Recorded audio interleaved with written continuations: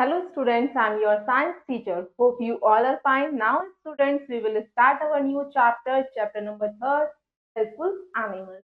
Now students, in this chapter we will study about how different type of animals help us in different ways in different daily to day activities. You also know that animals help us in different ways like carry to loads and give us different food items just like goat give us milk, cow give us milk. So, students, in this chapter, we will study about how animals help us in different ways and what are the products that we obtain from animals. Now, look at the learning points that we will discuss in our chapter is that first one, domestic animals, fibers from animals, animals help us in transport and farming, food from animals, leather from animals. Now, students, get ready. Answer the following questions. Your first question is that name any 5 products made from milk. आपको बताना है कि ऐसे कोई भी 5 products के बारे में जो मिल्क से बनाए जाते हैं. Now, student start with let's think. First, we should write milk. Milk से हम क्या बना सकते हैं? घी,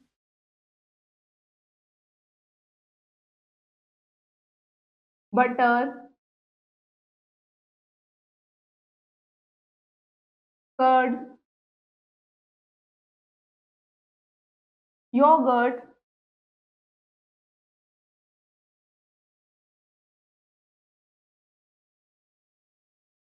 चीज.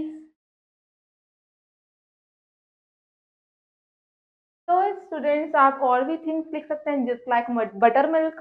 Now students come to the next question. Name an animal from which we get both milk and meat. आपको बच्चों एक ऐसे एनिमल का नेम बताना है जिससे हमें दोनों ही चीजें मिलती हैं, मिल्क भी और मीट भी. So let's think goat. Now we should write goat here. Let's begin the chapter. A large variety of animals is found on earth. Out of them, some animals are very useful to us. We keep some animals at our homes and some animals on farms. Let us learn about more about these animals. बच्चों आप अपने अर्थ पे देखते हैं बहुत सारे variety के animals होते हैं. जो एनिमल्स होते हैं उनमें से कुछ एनिमल्स तो हमारे लिए बहुत use.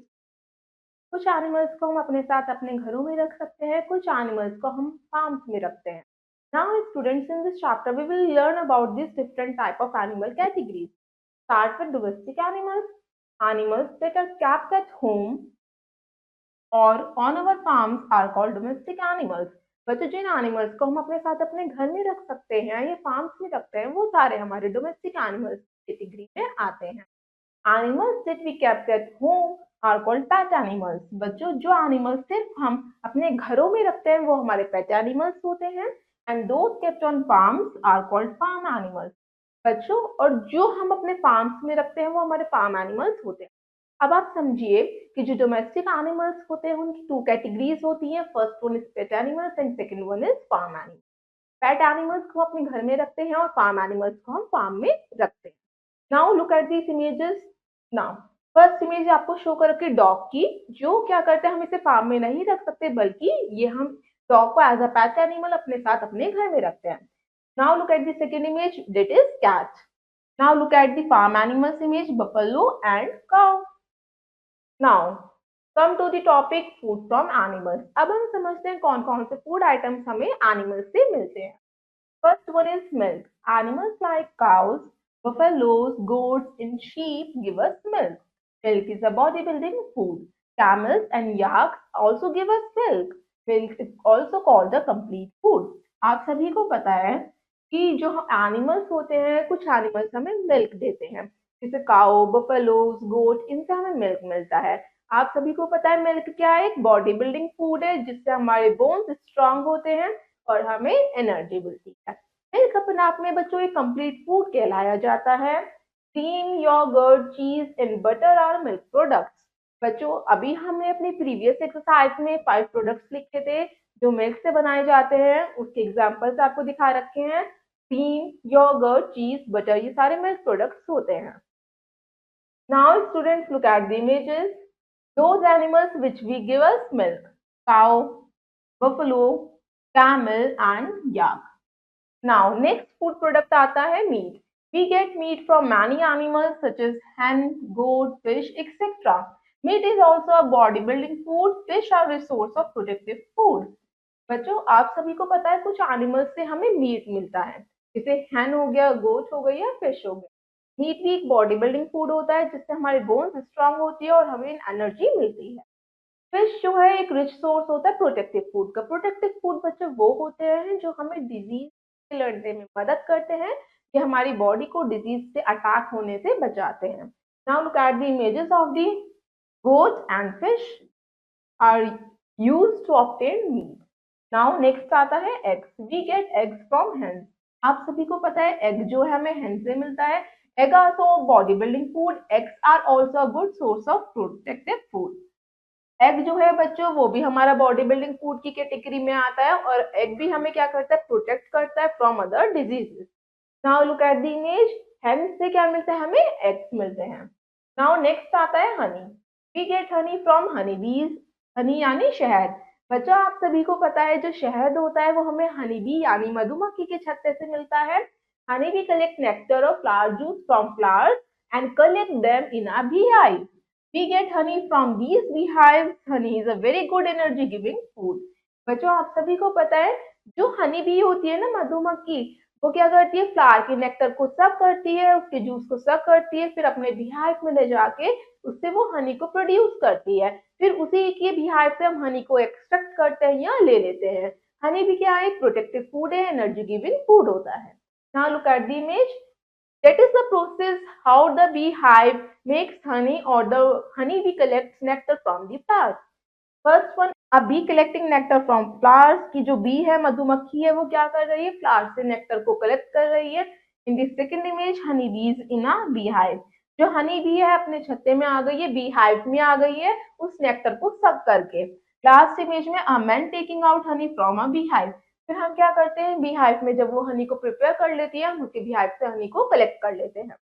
Now students come to the next, fibre from animal. अब हम पढ़ते हैं कि एनिमल से हमें फाइबर्स कैसे मिलते हैं। First point, we get wool and silk from animals. आप सभी को ये तो पता होगा कि हमें वूल और सिल्क जो है एनिमल से मिलता है। किस तरीके से मिलता है, what is the process. Now look at the second point, we get wool from sheep. Wool हमें किससे मिलता है, शीप यानी भेड़ से मिलता है। वूल is use for making woollen clothes, और उसी वूल से यानी ऊन से ऊनी कपड़े वूलन क्लोथ्स को बनाया जाता है। Now look at the image. Sheep से हमें क्या मिला, वूल मिला। वूल से हमने यान बनाया, then we make it sweater. Now look at the third point, we get silk from silk worm. बच्चों, जो हमें सिल्क मिलता है वो सिल्क वॉर्म से मिलता है, और सिल्क से साड़ीज और ड्रेसेस बनाई जाती हैं। Now look at the procedure. First of all, जो कुकून होता है सिल्क वॉर्म का, वो क्या करता है, सिल्क को मैन्युफैक्चर करता है। उसके बाद सिल्क यार्न से क्या बनाया जाता है, सिल्क साड़ीज बनाई जाती हैं, सिल्क क्लोथ को बनाया जाता है। Now come to the next topic, leather from animals. Purses, leather, bags, fur coats and belts are made from the skins of dead animals.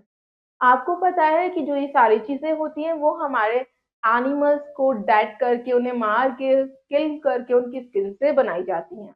Now students come to the next topic, animals help us in transport and farming. कि कैसे animals जो हैं वो सामान को एक जगह से दूसरी जगह कैरी करने में हमारी मदद करते हैं, और in the farming. Camels, horses and elephants help us in transporting heavy loads. जो बच्चों कैमल्स, हॉर्सेस और एलिफेंट्स होते हैं वो भारी सामान को ढोने में मदद करते हैं from one place to another. Animals also help us in agriculture. आपने देखा होगा जो ऑक्स होता है वो हमारी एग्रीकल्चर फील्ड को क्या करने के लिए, इरिगेट करने के लिए, फ्लो करने के लिए यूज किया जाता है फार्मर्स के द्वारा। Cows, buffaloes and oxen help us in farming. तो birds such as hens and ducks help in poultry farming. बच्चों, कुछ birds भी होती हैं जो हमारे पोल्ट्री फार्मिंग में हेल्प करती है। Poultry farming are those in this farming we obtained eggs and milk from the birds. So कौन कौन सी birds हमारी हेल्प करती हैं एग्स और मिल्क देने में, hens and ducks. Now students look at the images. Horse cart, जो horse है वो हमारे लोड को कैरी करने में मदद करता है। जो ऑक्सन है वो फार्मिंग में यूज किया जाता है। Now students come to the moral of the chapter. इस चैप्टर से हमने क्या सीखा। We should take care of all the animals. हमें सारे ही एनिमल्स का ध्यान रखना चाहिए। We should give them good food, clean shelter and lots of love. हमें बच्चों एनिमल्स को भी उतना ही प्यार देना चाहिए। वो भी हमारे क्या है, लिविंग बीइंग होते हैं, गॉड गिफ्टेड होते हैं। वो हमारे डिफरेंट डिफरेंट एक्टिविटीज में हमारी मदद करते हैं, हमें फूड आइटम्स देते हैं, हमारे लोड्स को कैरी करते हैं। So we should treat them well. Now students, look at the points. Let's have a quick look on the following points. First point is that a large variety of animal is found on earth. हमने पढ़ा बहुत सारे animals की category हमारे अर्थ में मिलती है। Animals that we kept at home are called pet animals. जिन एनिमल्स को हम अपने साथ अपने घरों में रख सकते हैं वो हमारे पेट एनिमल्स होते हैं। Cows, buffaloes, goats and sheep give us milk. कुछ हमारे मिल्क एनिमल्स होते हैं। बच्चों, जो एनिमल्स हमें मिल्क प्रोवाइड करते हैं उन्हें हम मिल्क एनिमल्स कहते हैं, just like cow, buffalo and goat. Birds such as hens and ducks help in the poultry farming. कुछ बर्ड्स जो होती है वो हमारी हेल्प करती है पोल्ट्री फार्मिंग में to give us eggs. Now students, rest of the exercise you will do yourself. I hope you all students have understood this chapter. Thank you and have a nice day.